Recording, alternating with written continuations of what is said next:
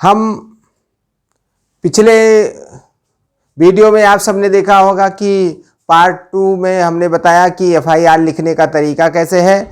अगर आप कोई भी साथी जब भी एफआईआर लिखाने जाते हैं तो अगर नहीं आपको एफआईआर का प्रार्थना पत्र कैसे लिखा जाए तो आप हमारी वीडियो एफआईआर की पार्ट 2 आप देखने का आपसे अनुरोध करते हैं। आप पार्ट 2 देख लेंगे तो आपको पूरा का पूरा पता हो जाएगा कि हमको एफआईआर लिखाने के लिए प्रार्थना पत्र कैसे देना है। साथियों, आज हम आए हैं आप एक बहुत ही महत्वपूर्ण टॉपिक पर बात करने, जो टॉपिक है कि जब एफआईआर दर्ज हो जाती है तो दर्ज होने के बाद में कौन सी प्रक्रिया होती है। जब एफआईआर दर्ज होती है तो आपने देखा होगा बहुत बार जो धाराएं हैं वो कम हो जाती हैं, या धारा को पूरा का पूरा एफआईआर ही एफआर में बदल जाता है। एफआर मतलब फाइनल रिपोर्ट लग जाती है, मतलब कि वो एफआईआर रह ही नहीं जाती है। तो ये साथियों, हम आपको एक बहुत अच्छा ये विषय है, इसलिए आपको अगर एफआर लग गया होगा, आपका एफआर आपको ये चांस हो अगर कि हमारे एफआईआर में धाराएं कम की जा सकती हैं, तो उसके लिए आगे कौन सा प्रोसेस है, कौन सा प्रक्रिया को अपनाया जाए, किसके पास हम जाएं, कौन सा अधिकारी के पास जाएं जिससे हमारी सुनवाई हो। हम बात कर रहे हैं एफआईआर की। जब एफआईआर दर्ज हो जाती है, दर्ज होने के बाद में अगर उसके बाद ये मत सोचिए कि एफआईआर दर्ज हो गई है तो हमारे लोग, क्योंकि कानून के जानकारी के अभाव में वो लोग सो जाते हैं, सोचते हैं कि आप थाने पर एफआईआर दर्ज हो गई है तो एफआईआर दर्ज होने के बाद में आप कुछ नहीं, बस घर सो जाते हैं और पता लगा जो कानून का जानकार होता है वो जाता है और उसके लिए फिर से वो व्यवस्था बनाता है अधिकारियों से, जो आगे की प्रक्रिया होती है। वो पता लगा कि एफआईआर पूरा का पूरा खत्म हो जाता है, या जो मुख्य धाराएं होती हैं जिसमें संज्ञेय धाराएं लगी होती हैं तो वो धारा हटा करके असंज्ञेय धारा में बदल जाता है। तो साथियों, आप सबका बहुत बहुत धन्यवाद कि आप सब वीडियो को, हमारे टॉपिकों को आप बहुत अच्छी तरीके से देखते हैं, समझते हैं, और कमेंट्स में पता चलता है कि आप उसका लाभ भी आपको मिल रहा है।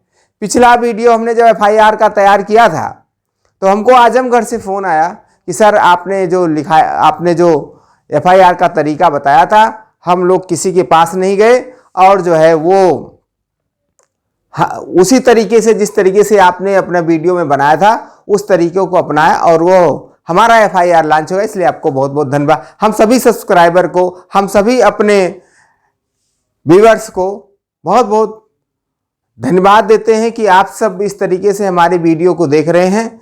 आने वाले समय में ये पूरे देश का चैनल होगा, हर किसी ऐसे व्यक्ति की मदद करेगा जिसके पास पैसा नहीं है, जिसके पास नेताओं के पास जाने के लिए किराया नहीं है, जिसके पास वकील करने की व्यवस्था नहीं है, उन सब को ये फायदा देगा। साथियों, आज हम आए, ये टॉपिक है बहुत ही महत्वपूर्ण टॉपिक है, जिसको जब एफआईआर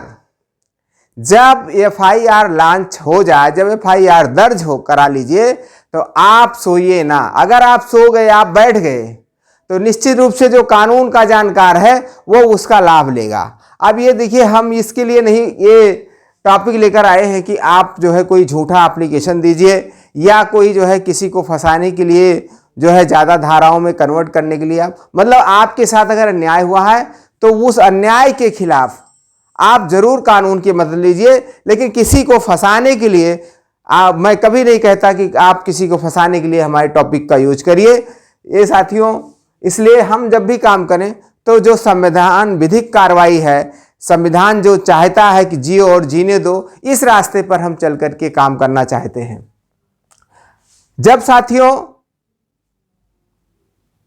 हम उन पीड़ितों से कहना चाहते हैं जिनके पास सिफारिश नहीं है, सोर्स नहीं है, जिनके पास नेता नहीं है, जिनके पास सरकार नहीं है, कोई सुनने वाला नहीं है, उनके साथ संविधान सुनने वाला है। अगर आप संविधान के अनुसार आप जानकार होंगे तो आपकी सुनवाई देर सवेर आपके ही पक्ष में न्याय मिलेगा, मतलब न्याय होगा। भारत में न्याय मिलता है लेकिन लड़ना पड़ता है, इसलिए ज़्यादातर डिले न्याय मिलता है। इसका भी एक लोग कहते हैं डिले न्याय वो जस्टिस नहीं कहलाता है, लेकिन हम उसमें भी ये है कि आप किसी को, गलत व्यक्ति को न्याय के चक्कर में किसी गलत व्यक्ति को ना फंसा दिया जाए, इसलिए हमारे संविधानविदों ने इस पर ध्यान रखा है कि हम लोग जो क्राइम करने वाले लोग हैं, जो अपराध करने वाले लोग हैं, उन तक हम सही सही पहुंच सकें। तो साथियों, अब आप देखिए कि जब हम लोग एफआईआर दर्ज करा देते हैं तो एफआईआर दर्ज में जब भी उसमें एक आईओ की नियुक्ति होती है, आईओ की नियुक्ति आपको, ये एक एफआईआर का पेपर है, दिख रहा होगा, ये एफआईआर का पेपर है। ऐसे ही नीचे आईओ का नाम दिया होता है, तो उसमें कौन से जो है अधिकारी, इन्वेस्टिगेशन ऑफिसर कौन नियुक्त हुआ, जब भी एफआईआर दर्ज होती है तो उसके नीचे लिखा रहता है कि आपको पता चल जाएगा। अब आप सोच रहे होंगे इन्वेस्टिगेशन ऑफिसर कैसे पता चलेगा, वो आपके एफआईआर की कॉपी में ही इन्वेस्टिगेशन ऑफिसर का नाम जो है वो लिखा होता है। तो साथियों, ये जो है ये बहुत बड़ा किसी भी रिपोर्ट का सबसे की कहलाता है इन्वेस्टिगेशन ऑफिसर। अगर वो सही से जांच करेगा, जहां क्राइम हुआ है वो सही से साक्ष्य जुटाएगा, सही से जिसके साथ जिसने ये एफआईआर लिखाई होगी वो अगर सही गवाह उसको दे देगा, तो निश्चित रूप से अपराधी को सजा निश्चित रूप से मिलेगी, जिन भी धाराओं में एफआईआर दर्ज हुआ है। लेकिन अगर इन्वेस्टिगेशन ऑफिसर किसी के दबाव में है, चाहे वो पैसे के प्रभाव में हो, चाहे राजनीति के प्रभाव में हो, चाहे तरह तरह का प्रभाव होता है, उन प्रभाव में अगर इन्वेस्टिगेशन ऑफिसर आपकी बात नहीं सुन रहा है, तो सबसे पहले आप जो है आप एसएसपी साहब को एक पत्र लिखेंगे, जिस प्रार्थना पत्र लिखेंगे वो आप रजिस्ट्री कर सकते हैं, आप सीधे मिल करके अपनी बात कर सकते हैं। अभी उत्तर प्रदेश में जहां तक बात है, तो उत्तर प्रदेश में कुछ जिलों में, अभी जैसे लखनऊ जैसे महानगरों में, वहां पर पुलिस आयुक्त की व्यवस्था हो गई है, और कुछ जिलों में जहां जो है, जो जिला अभी कमिश्नरी जिला है, वहां पर वरिष्ठ पुलिस अधीक्षक होते हैं। बाकी और जो छोटे जिले हैं वहां पर वरिष्ठ नहीं होता है, केवल पुलिस अधीक्षक कहलाता है। तो जहां पर वरिष्ठ पुलिस, जो छोटे जिले हैं जैसे सुल्तानपुर है, अंबेडकर नगर है, तो ऐसे जिलों को वहां पर पुलिस अधीक्षक बैठता है। तो आप ये लिख सकते हैं, सेवा में श्रीमान वरिष्ठ पुलिस अधीक्षक महोदय। अगर छोटा जिला है जहां पर पुलिस अधीक्षक केवल बैठते हैं, तो वहां सिर्फ पुलिस अधीक्षक का प्रयोग करना चाहिए। तो साथियों, आप शुरू करेंगे सेवा में वरिष्ठ पुलिस अधीक्षक महोदय, अवध्या अपने जिले का नाम लिखेंगे, विषय लिखेंगे विवेचक, आईओ मतलब इन्वेस्टिगेशन ऑफिसर बदलने के संबंध में, मतलब जो इन्वेस्टिगेशन ऑफिसर की नियुक्ति हुई है वो आपका साथ नहीं दे रहा है, वो आपके मुकदमे में कहीं न कहीं से किसी प्रलोभन में आ गया है, किसी दबाव में आ गया है, या आप उस पर विश्वास नहीं कर रहे हैं, तो आपका यह अधिकार बनता है कि उसको बदलवाने के लिए आप एप्लीकेशन दें। साथियों, तो उसके बाद लिखेंगे महोदय, श्रीमान जी से निवेदन है, जैसे प्रार्थी इसमें काल्पनिक नाम है, जो भी नाम है वो जगह का नाम भी काल्पनिक है और धाराएं भी सब काल्पनिक। यहाँ पर वो एक उदाहरण के रूप में बताया जा रहा है, श्रीमान जी से निवेदन है कि प्रार्थी अनुज पुत्र राम ग्राम रौजा थाना पटरंगा जिला अवध्या का अस्थायी निवासी है। प्रार्थी ने दिनांक 30/7/2022 को थाने में राम जी यावन के खिलाफ एफआईआर दर्ज कराई थी, जिसका एफआईआर नंबर 112 धारा 323, 504, 506, 307 SC/ST एक्ट दर्ज है, जिसके विवेचक सुनील सिंह हैं। राम जी यावन दबंग और सातिर किस्म का आदमी है। राम जी यावन का राजनीतिक क्षेत्र में बहुत बड़ा दबाव रहता है। अपने दबाव व प्रभाव के बल पर विवेचक से साठ गांठ कर विवेचना को प्रभावित कर सकता है। गवाहों को डरवाता धमकाता रहता है और उनसे कहता रहता है कि ये हमने सुना है, उसमें लिखा जाएगा कि हमने किसी से सुना है कि वो कह रहा था कि गवाहों को, गवाह कहीं बता रहा था हमारा, उसने सुना किसी से कि गवाहों को डरवाता धमकाता रहता और उनसे कहता रहता है कि विवेचक को मेरे प्रभाव में मुकदमे की बड़ी धाराओं को निकलवा दूंगा या मुकदमे में एफआईआर लगवा दूंगा। ये आप कह सकते हैं कि मुकदमा को खत्म करवा देंगे। अतः श्रीमान जी से निवेदन है कि प्रार्थी के उपरोक्त तथ्यों को ध्यान में रखते हुए विवेचक सुनील सिंह को हटाकर किसी अन्य थाने से विवेचक नियुक्त करने की कृपा की जाए, जिससे प्रार्थनी के साथ न्याय हो सके। नीचे प्रार्थी, ग्राम, थाना, जिला, मोबाइल नंबर और जिस डेट में आप दे रहे हैं उस डेट में।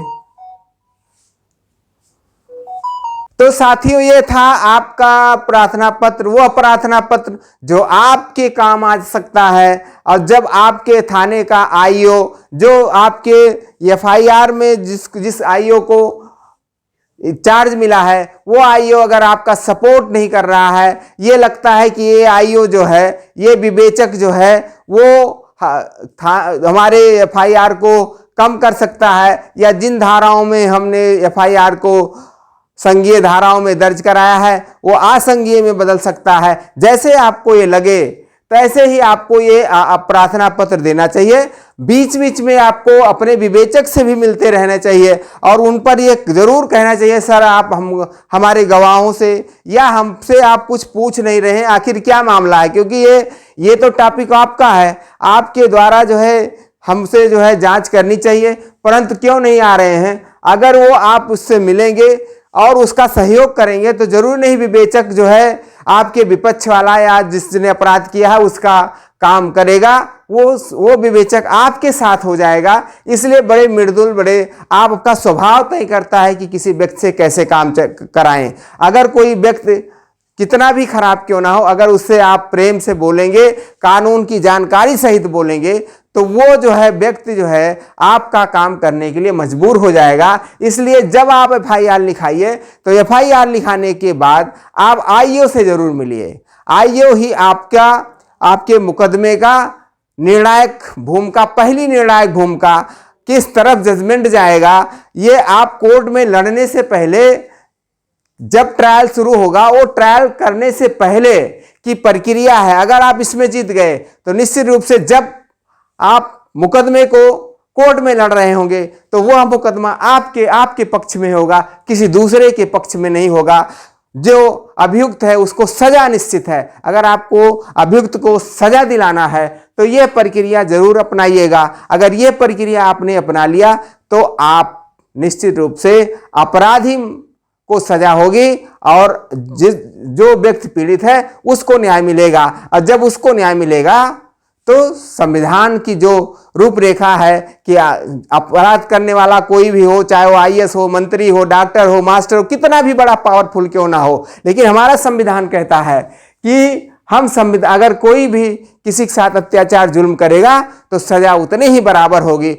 तब जाकर के यह व्याख्या को जमीन पर पूर्ण होगा जब आप जागरूक होंगे। इसलिए सबसे पहले संविधान को आपको जानना चाहिए, हमें जानना चाहिए। जितने आप जागरूक होंगे उतने आपको जो है न्याय मिलेगा, उतने अपराधी को सजा मिलेगी, उतने अपराध कम होगा। जितने आप जो है संविधान, जितने आप कानून की जानकारी नहीं रखते हैं, जितने आप कानूनी रूप से अंधेरे में रहते हैं, उसी तरीके से व्यवस्था भी अंधेरे में चली जाती है। इसलिए साथियों, आपको यह जरूर जानना चाहिए कि हम लोग किन व्यवस्थाओं में, कैसे इन व्यवस्थाओं से लड़ें।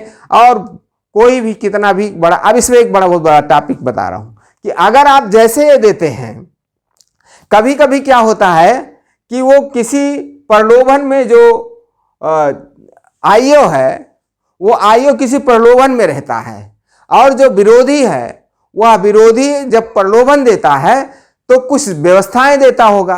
जैसे आप आईओ चेंज करा देंगे, ये आप एसएसपी से अगर आईओ चेंज हो गया तो जो उसने व्यवस्था दिया रहा होगा, जो उसकी साठ गांठ रही होगी, वो वहीं फेल हो जाएगी। और देखते हैं फिर बीच में फिर एक आईओ बदलवाइए, उस पर आप विश्वास करिए। आप मेरी बात अगर याद रखेंगे, ये टॉपिक याद रखेंगे, तो आपको न्याय जरूर मिलेगा। आपको वो न्याय मिलेगा कि जिसने भी ये अपराध किया होगा उसको सजा तक आपको जरूर दिला लेंगे, कोई दूसरा नहीं दिलाएगा। कोर्ट में वकील कब लड़ता है? जब जो है हमारा ट्रायल शुरू हो जाता है, जब विवेचना आज चार्जशीट आ जाती है, विवेचक लिख कर दे देता है, जिसको जब वो जमा करता है तो उसको चार्जशीट कहते हैं।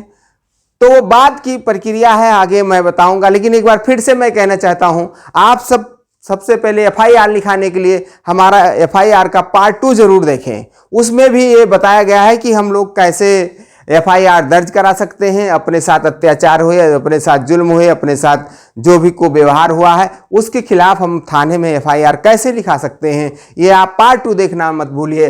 और एफआईआर के बाद भी अगर आपके साथ न्याय नहीं हो रहा है तो ये जरूर आप देखिएगा कि विवेचक को कैसे हम बदलवा सकते हैं, विवेचक कैसे हमारा जो साक्ष्य है, हमारा जो गवाहन है, कैसे वो सही अपने चार्जशीट में, अपने विवेचना में लिखेगा। इसके लिए दबाव बनाने के लिए, इसके लिए सही से वो काम करे तो आपको जागना पड़ेगा। अगर आप जागोगे तो विवेचक सही से अपनी प्रक्रिया को करेगा। अगर आप सो गए तो विवेचक निश्चित रूप से आपके लिखाई हुई एफआईआर को वो बर्बाद कर देगा, वो खत्म कर सकता है। जो आपकी सोच, आप घर बैठे हाथ पर हाथ रख करके एफआईआर लिखाने के बाद में अगर बैठ गए तो आपके साथ न्याय नहीं होने वाला है। मैं प्रदीप कोरी एडवोकेट इसलिए आया हूं कि आपके साथ जो अत्याचार हुआ होगा, जो आपके साथ न्याय हुआ होगा, उस न्याय के लिए ये मैं टॉपिक देता हूं।